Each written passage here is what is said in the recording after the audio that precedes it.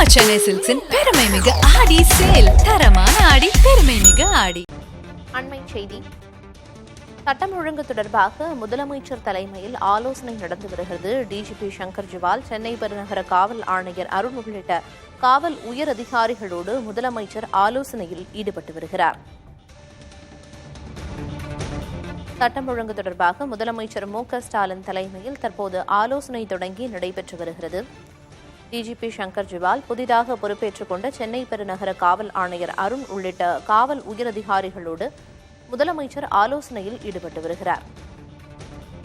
விவரங்களை வழங்குவதற்காக செய்தியாளர் ஸ்டாலின் இணைப்பில் இருக்கிறார். ஸ்டாலின், ஏற்கனவே எதிர்க்கட்சிகள் சட்டம் ஒழுங்கு சீர்குலைந்து விட்டதுங்கிற குற்றச்சாட்டை முன்வைத்து பல்வேறு கருத்துக்களை சொல்லிட்டு வர்ற நிலையில இந்த கூட்டம் எவ்வளவு முக்கியத்துவம் வாய்ந்ததா பார்க்கப்படுது? இதுல என்னென்ன அம்சங்கள் குறித்தெல்லாம் முதலமைச்சர் தலைமையில விவாதிக்கப்பட இருக்கு?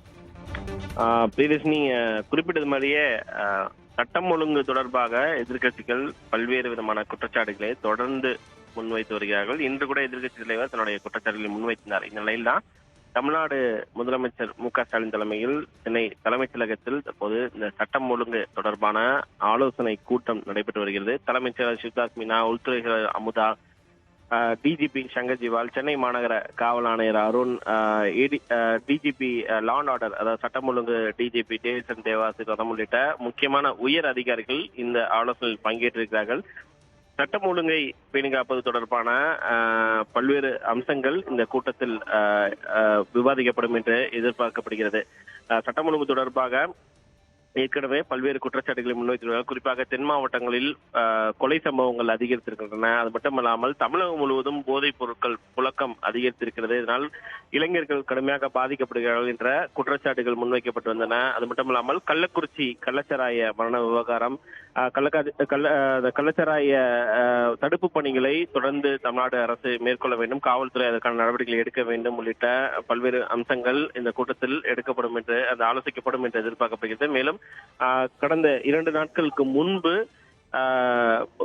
பகுஜன் சமாஜ் கட்சியுடைய மாநில தலைவர் ஆம்ஸ்டாங் சென்னையில் வைத்தே படுகொலை செய்யப்பட்டிருக்கிறார். இது போன்ற பல்வேறு சட்டம் ஒழுங்கு தொடர்பான கேள்விகள், குற்றச்சாட்டுகள் எதிர்க்கட்சிகளால் முன்வைக்கப்பட்டிருக்கிற நிலையில் அதுக்கான மாற்றங்களை தமிழ்நாடு அரசு ஏற்கனவே எடுத்திருக்கிறது. அந்த அடிப்படையில் தான் சென்னையை பொறுத்தவரை புதிய காவல் ஆணையர் நியமிக்கப்பட்டிருக்கிறார். அதே போல சட்டம் ஒழுங்குக்கென டிஜிபியாக டேவிட்சன் தேவாசீர்வாதம் ஐபிஎஸ் நியமிக்கப்பட்டிருக்கிறார். இது போன்ற பல்வேறு நடவடிக்கைகளை தமிழ்நாடு அரசு எடுத்து வருகிறது. அடுத்து எடுக்கக்கூடிய முக்கியமான முடிவுகளின் அடிப்படையில் இந்த சட்டம் ஒழுங்கை காப்பது தொடர்பாக தமிழ்நாடு அரசு தன்னுடைய நடவடிக்கைகளை மேற்கொள்ளும் என்றுதான் இதன் மூலமாக எதிர்பார்க்கப்படுகிறது.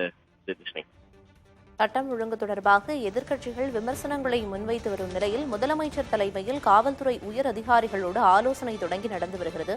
ஆலோசனையின் முடிவில் முக்கிய ஆணைகளோ உத்தரவுகளோ வரும் அப்படின்னு எதிர்பார்க்கலாம். தற்போதைய விவரங்களை வழங்கியதற்கு நன்றி ஸ்டாலின். நம்ம சென்னை சில்க்ஸின் பெருமை மிகு ஆடி சேல். தரமான ஆடி, பெருமை மிகு ஆடி.